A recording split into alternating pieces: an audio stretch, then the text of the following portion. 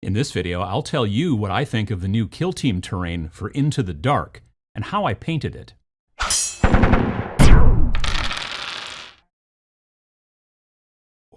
It is hot, very hot.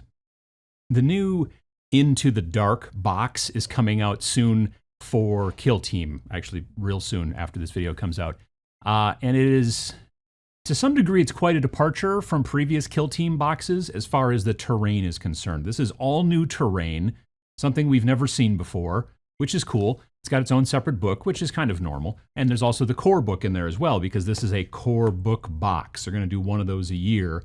Octarius was the last one. Then they did 3 boxes that didn't have the core book in it. And then they had like 1 new force and 1 old force, but with a new sprue added. They did that 3 times. Chalnath, Nockmund, and Morok, I believe, which sounds like 3 wise men or something like that. But anyway, now we've got Into the Dark, and the next 3 boxes that are going to come after this are all going to have the same type of terrain, the same type of stuff here. Initially, it was a little bit Space Hulky. I mean, technically in a story, you're on a Space Hulk, but it's not Space Hulk like the game Space Hulk. You know what I'm saying. It's very different. The next, like I said, 3 boxes after this are going to have more of this kind of stuff, and it's interesting, but how's it going to work in the game? Now, in the Into the Dark book, starting on page 66, I believe, yes, Killzone Gallowdark. Gallowdark is the name of this particular Space Hulk, or it's what it's been named by the people who've discovered it and whatnot. And in here is a bunch of close combat or close quarters combat rules for how you play Kill Team when you are playing in kind of a maze. Like, if you see the pictures that they show of like how you should set up the terrain and stuff like that in the promotional materials, it's tiny little rooms all sort of stuck together in different combinations. So they're explaining like what a wall is and what a door is and then range and stuff like that. And here you've got a bunch of information about cover. It gets, I gotta be honest, some of it looks really nitpicky. Some of it's really like, oh yeah, well if this guy's here and that this line and that's okay, but if this, it's not. And I could see a lot of arguments, discussions maybe, in a lot of game rooms and basements across the globe, and potentially tournaments as well. So we'll see how that goes. But there's a lot of example in here about like, well, what happens if you're up against the wall versus you're not within a, what if you're within a triangle, you know, that kind of stuff. And then it gets into how the hatchways work, how many, you know, action points it takes to open a hatchway, you know, just all kinds of different things that explain how you're going to battle in close quarters, and new actions and things like that, like on guard and you know, hatchway fight and additional rules and barricades, all the stuff you're going to need to know how to make this new terrain work within the confines of the Kill Team rule set, and that's great. But the actual terrain itself, that's what I'm actually a little bit more interested in personally, and it's interesting stuff. So you may ask, how does it go together and how does it paint? Honestly, it goes together kind of hard. It's very stiff to put the tabs into the slots. So, okay, the way that this is designed here, you have pieces like this that have, you know, like these kind of slots here, here, and behind that door, more there. And then you have pieces like this, which are wall pieces, and these wall pieces have these kind of slots on the end. Now, you'll notice, if it focuses properly, it doesn't want to, but you'll notice that my slots are unpainted and unprimed. That's because I put tape over them, because when I first started dry fitting these pieces together, I was like, oh, these go in kind of difficult and come out just about as difficult as well. So the idea is you take this part and you slide it into here, right? So you go, oh, well, that's not hard, that's fine. But you'll notice that this tab here, how far out of whack it is, because this piece here, this square thing is supposed to go on there to lock the whole thing together. Well, I can't obviously do that right now because of the way that it's in there. So I've really got a reef on it. And now you'll notice it's sticking out down here. So you really have to push and try not to break anything. And you're also constantly like poking yourself because, you know, it's GW molds. So therefore they're nice and sharp. And to try to get it in there completely straight is a little difficult, because as soon as you get the top part in, then the bottom part sticks out.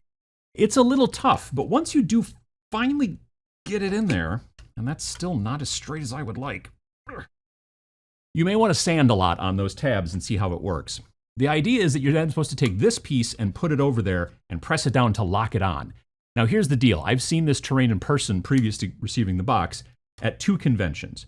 Well, actually, I saw it first at Gen Con before I received the box, and then I saw it again at Nova a couple weeks ago after I'd received the box and had started building and painting some of the stuff. They had it in like a glass case, and they were showing it off, and usually these little tab things were not clicked all the way down. And I have a suspicion it's because they wanted to be able to get them apart again. They go on there real hard. And once they're on there, trying to get them off, to like pop it off with like a screwdriver or something like that, I'm pretty sure is going to scuff your paint real bad. So it's an interesting system. You may want to build it once and then just sort of let it go, and decide, well, that's the way this looks now. It's up to you. There's another type of connection too with these sort of like 45-degree angle things. These go together actually surprisingly easy.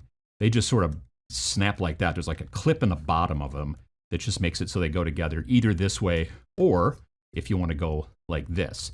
And then you can just put this doohickey on there, pop it on, and it'll hold pretty easily. So you've got options that way. I like the corner pieces a little bit better than I like the tabs and the slots and all that kind of stuff. So anyway, get used to really reefing on some of these pieces to get them together and to get them apart again, and it's up to you. Some of the doors are floppy, like this one is, and some of the other ones I have don't flop at all, and you have to really kind of push on them to open it. So I don't know if I built it funny or what, but I guess the question now comes, how did I paint mine? So of course, I started by building the terrain. There's some gluing on some of the pieces where you have to put a pillar on the other side of the main bit. There's obviously, of course, scraping mold lines and the little sprue gates. That's where the sprue touches the thing and you clip it, and what's left is known as the gate, I guess. Anyway, I just learned that one recently. So there's all of that kind of work, which is standard on pretty much anything from Games Workshop, but you got to do that. And then after that, it was time to prime. It was prime time. I suggest, like I said, taping off the tabs so that you don't get paint on them, because it's just going to make them even harder to kind of get to, those pieces together and all that kind of stuff. I used Krylon camouflage dark brown in a rattle can. And the reason I use that stuff is because instead of say like black, I wanted everything to look corroded and very old. And I thought black would be too much. And I felt like having this stuff in brown as a base and then starting to do metallics on top of it would make a lot of sense and kind of give the look I was going for. So several days later, I got out the big old cheap makeup brushes and started working on adding some metallic kind of sheen to my dark brown walls. I used dark silver to begin with from Monument Hobbies, and I really got in there and scrubbed it back and forth. And again, with a big cheap makeup brush. Very frequently when I'm doing dry brushing, I'm dry brushing from the top down because I want to get the highlight across the top of things and not on the underside of things. But with this, I really tried to scrub back and forth, up and down, all kinds of different directions. And I did it as, a decent amount, but not crazy. You can do it as much as you want. And if anything, what I also did is I tried not to do as much of it as I got closer and closer to the bottom of the walls, because I kind of want to try to build a little bit of a gradient. Things are lighter towards the top, and as they get down towards the bottom of each wall, I want things to be a little darker. After that, I grabbed a smaller cheap makeup brush and a brighter color of silver. Again, here I used silver as opposed to dark silver, again from Monument Hobbies. I went back and I made sure to hit all the pipes. There's a lot of pipes on these walls. I hit all the pipes definitely for sure to kind of pop that silver out a little bit more. And then there were other parts that I also just wanted to be brighter, some control panels and things like that. I focused again more on the tops of the walls so that, again, I'm building that gradient. So I've got a lighter silver kind of going down into like that darker silver, heading down into even less darker silver as I get down towards the bottom of the walls. That kind of gradient is helpful, and it kind of mixes all really well together between the silver, the dark silver, and then the original brown primer. All these walls have these sort of inset panels to them, and where it kind of sinks in a little bit. And I wanted that to be even darker yet, so that parts that stuck out were a little bit brighter. It's also harder to kind of get the dry brush inside there, but I wanted to even accentuate it a bit more. And I also wanted those inset panels, again, to be a bit warmer, kind of like I started with that brown, primer. I even want this to be a little bit warmer, rustier, that kind of look. So I used Army Painter light tone shade or wash or whatever you call it. I just used that and got a good size brush. I used this particular size 4 brush. It's one of my favorites. And I slopped the wash in there. You don't have to be real careful about it. You just have to kind of get it in there. If you get it in some other spots, you can just dab at it with your finger, and it'll just make it look like there's just a little bit more rust. It's fine. Then I went back and I did a second layer towards the bottoms of some of the panels. Once the panels had completely dried, those inset parts, I just went back and did a little bit more towards the bottoms and stippled and poked a little bit to help darken things up again to make a bit of a gradient from top to bottom. Now I started adding some contrast paints to color over the tops of some of the metallics. Skeleton Horde works great for taking a metallic like that and making it look like old rusty metal on, pipes and all kinds of things like that. But you can use lots of colors if you like. I went through on different parts. There's some like sort of computer screen things that I put like a green, color over the top of. Again, transparent colors are going to work best. So contrasts or speed paints from the Army Painter. You can go as far as you want to. I kind of keep my stuff a little bit more subtle and dialed back, but you can go as far as you want. I decided that I wanted my doors to be a different color than the walls, kind of makes them stand out a little bit more. I don't know, I've never really been, I think I was on a submarine once at a museum when I was a kid, so I've never really been on naval vessels, and I've certainly never been on a spaceship, but it makes sense from a safety standard that you would have the doors be a different color so they just sort of stand out easier. I don't know, maybe not. I don't know if they really do a lot of OSHA on Space Hulks or anything like that. But in some of the doors, I used red contrast and some other colors as well. On this particular door here that I'm working on, I used Pterodon turquoise. I didn't do the whole thing, just the outer panels, not the inset parts or anything. And I didn't do the other side of the door either. I kept that separate because I want that to look a little bit more machine-y kind of, because there's lots of gears and all kinds of stuff like that. And I also made sure to catch the edges of the door as well. Then, to make things even a little bit grungier, and you don't have to do this if you don't want to, I used one of the other new contrast colors that's recently come out to really kind of grunge up some spots. It's a color called Rattling Grime, which I'm becoming a bigger and bigger fan of. It's pretty dark, so if you just put it on there, just like slop it on, it will look like a line. So what I did then is, I kind of put it around the edges of the bottoms of some of the insert panels, those inset panels, and then I just started adding water from my brush to kind of blend it around and everything like that. And then it soaks into the corners a little bit better, and it just works really well.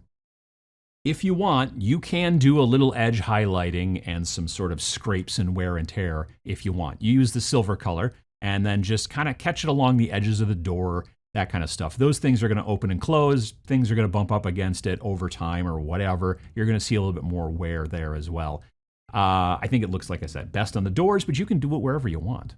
I also wanted some spots to look as if they were like worn down to brass. You've probably seen that maybe on like old cameras, maybe on your airbrush, that kind of stuff. Now, here's the trick. This doesn't really make any sense because why would a Space Hulk be made out of brass? It doesn't, but nonetheless, it just kind of looks cool, and rule of cool is, the most important rule. So what I did was I used the best gold you can get, in my opinion, which is rich gold, also from Monument Hobbies, and then again, a small makeup brush, and just went around and did some spots here and there, but use it sparingly. Then there's, of course, the skulls, because, Games Workshop. Now, some of them seem to be almost designed into the controls. Like, it looks like a light switch, but it's a skull, right? But so those I kept normal metallic and silver, because I'm like, well, that's just a molded skull. That's not a real human skull, at least in my mind. Again, you want to paint every single skull on these? Have fun. But there are some other ones that are just kind of extras that have been wedged into nooks and crannies and stuff. So those I'm just going to paint normally.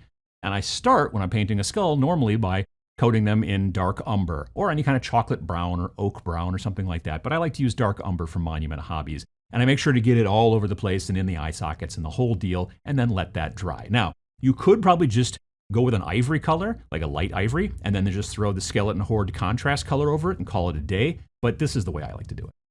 After the dark umber dries, then I went over it with olive flesh, also from Monument Hobbies. Again, one of my favorite colors. I use it on anything bone or horn or anything like that. And in that situation, I'm brushing down and not trying to completely cover the previous step of the dark brown color. I'm kind of catching the top of the skull, and I'm catching the the cheekbones and the nose bone kind of and that stuff, but I'm trying not to get it in the eye sockets and things like that. Then after that layer has completely dried, then I went in and added a heavy coat of good old Seraphim Sepia shade, whatever, from Games Workshop, just flooded the entire area and around it even a little bit too, just to make it pop a bit more. After that Seraphim Sepia dried, then I went back with olive flesh again, and then I just kind of highlighted some of the spots. I'm using the same color that I used in the previous step before the sepia, but because the sepia is dried now, this is a lighter color, and I'm going to pretty much stop at that point. So I'm just catching, again, the tops of the head and the cheekbones and the nose and just a little bit, but you don't want to cover all of the sepia. Again, you're kind of building a gradient going from the last layer that you put on to then the sepia and then, all the way down to that dark umber. Then lastly, and again, this isn't something you have to do, but it's something I like doing. I took a piece of sponge. I've used some sponge. I've used some pluck foam. It kind of depends on what you want to use. I like using tweezers or like some sort of surgical clamp to hold it so you don't get paint all over your fingers. It's kind of annoying. And then I take that piece of foam or sponge or whatever, start dabbing it in again, some dark umber, a nice dark brown, and then I kind of poke it and splotch it all over on the lower parts of the walls to make it look like old corrosion and or, like rust. Again, really old rust. You could do the same as well, if you want to, in the upper parts of the walls, same kind of sponge effect and all that kind of stuff with let's say a dark orange to maybe even a slightly brighter than dark orange to look like newer rust if you wanted, but I didn't do that in this project. That's pretty much it. Again, I like to keep my terrain subtle, like pretty subtle, so that the models stand out more than the terrain. But if you really wanted to, you could get in there and paint every single little cord and wire and switch on all these different pieces in all separate colors if you wanted to. It's just going to take a really long time. We'll see you in 2024. Or, if you wanted to go totally vaporwave and do a bunch of stuff and airbrush a bunch of things you want to do, all that stuff you can totally do. But understand, the more time that you put into your terrain painting that way is the more time that you're taking away from being able to paint the actual miniatures, and is also the more that the terrain will actually take away visually from the miniatures when you put them on the board, which is why I generally like to keep my terrain a little bit more subtle. Here you've got some metallics. Those kind of pop a little bit, but everything's kind of a little bit more dulled down a little bit because it's an incredibly old ancient ship. It shouldn't look crazy new. So, the vaporwave thing might not be exactly making a lot of sense, but I'm not going to tell you not to do it. I have no idea if they'll sell these wall pieces and all that kind of stuff separately down the road. I mean, sometimes they do that with the Kill Team stuff. They did just recently release the stuff that was in the Morok box, but that stuff had been released previously for 40K, so who's to say? I'm not sure.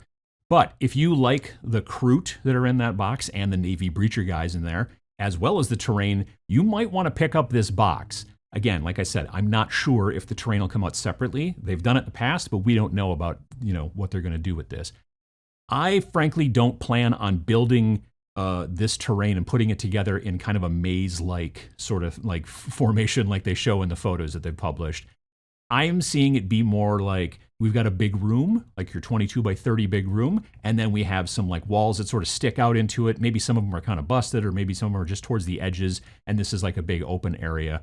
Again, not necessarily for Kill Team, but for all kinds of different games. Space Weirdos could technically work relatively well for Space Station Zero as well, But I want to have it to break up long lines of fire. That's the important thing. I don't want to completely cut the entire board across and then just have one doorway to come through, because obviously that's where all the gunfire is going to happen. So, but on the other hand, you also don't just want to have a giant open area. You want to have a little bit of cutting off long lanes of fire.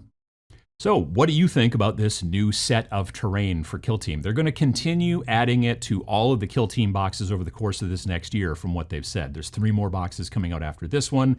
I think they've even published the names of each of the boxes, but that's as far as they've gotten. And also, what did you think of my quick paint job? Let me know in the comments below. If you liked this video, I'd appreciate it if you'd hit the like button. It really does help the channel. Also, subscribe if you'd like to see more, and thanks for watching.